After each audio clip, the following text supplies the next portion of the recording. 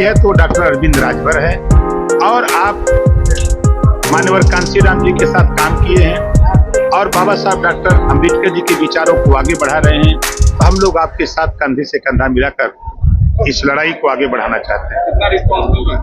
बहुत अच्छा है। किसी को 5 आदमी नहीं मिल रहे हैं। आपने रसड़ा देखा, हिया देखा, देखिएगा मधुबन, देखिएगा घोसी।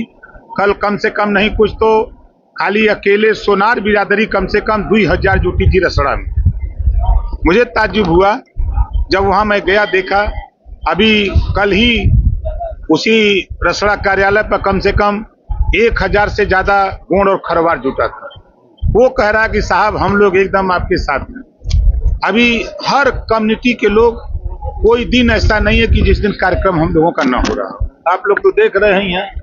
उन दोनों के बीच पहुंचे थे आप, आपने कहा कि क्या देश में सपा की सरकार बन सकती है, तो एक उनके कहा हाँ हम करते हैं। हमको अंदाज है कि लगभग 1000 आदमी रहे होंगे। एक ही आदमी ने कहा था, लेकिन 999 लोगों ने नहीं कहा। अब उसी से समझ लीजिए कि एक आदमी कुछ नहीं कर सकता। जहां संघे शक्ति कलयुगे, ब्रह्मा जी ने भी कहा है कि संघे शक्ति कलयुगे, तो शक्ति और संगठन तो इधर है। एक आदमी के चिल्लाने से क्या होगा। मन से आपने कहा था कि अपने बीजेपी को वोट नहीं किया, बीजेपी के अनुसार वोट किया, फिर भी मोदी जी और योगी जी की कृपा से आगे बढ़े। नहीं, मैंने ये नहीं कहा। मैंने ये कहा कि मैं विपक्ष में दूसरी पार्टी के साथ गठबंधन किया था और वहां था, लेकिन आज योगी जी और मोदी जी के कृपा से ओम प्रकाश राजभर सरकार में शामिल हुआ है। आप लोगों की भलाई के लिए, गांव के विकास के लिए उन्होंने जो जिम्मेदारी दिया है। आचार संहिता खत्म होती है तो फिर हम सब लोग मिलकर के उस काम को पूरा करेंगे। आने वाले लोकसभा चुनाव के निर्णायक फैसले में भारतीय जनता पार्टी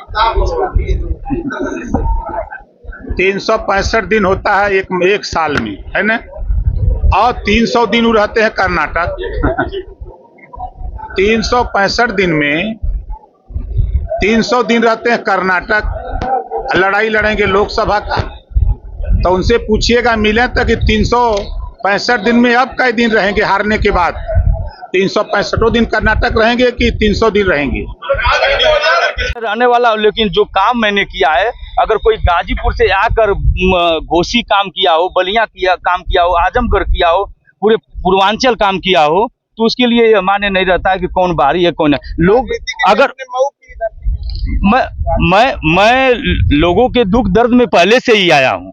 ये न कि गाजीपुर में खून देना हो, चाहे गाजीपुर में घर बनाना हो, अगर घर मऊ में भी बना कर देना हो तो मऊ में भी देता हूँ। अगर खून, अभी गुप्ता परिवार जी के यहाँ आप लोग देखे होंगे, पूर्व में शादी थी, दीवार गिरी गई, बड़े बड़े नेता आए, मैं भी गया, लेकिन वहाँ पे जब खून की जरूरत थी, प्रकाश हॉस्पिटल में भर्ती थे, जब परिवार के लोग मुझे बताए तो वहाँ पे हमने कहा कि अगर आपको 100 रक्त चाहिए तो मैं दूंगा। और वहाँ पे रक्तदान करवा कर उस माँ को, उस गुप्ता परिवार जी के साथ कंधे से कंधे मिलाकर चलने का काम किया। तो लोग यहाँ पे जानते हैं कि कौन घोसी में विकास करेगा।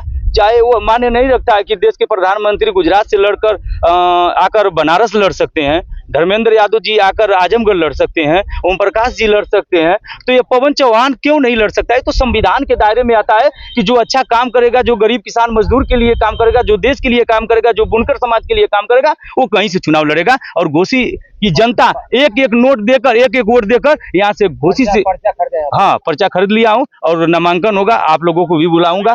और अच्छा, क्या घोसी के लिए क्या आपकी योजनाएं हैं? अगर पवन चौहान को वोट जनता देकर जिताती है तो आप क्या कुछ करेंगे घोसी के विकास में? घोसी के लिए 9 ब्लॉक हैं, 9 ब्लॉक में मिनी स्टेडियम खोलकर युवाओं को आगे बढ़ाना है।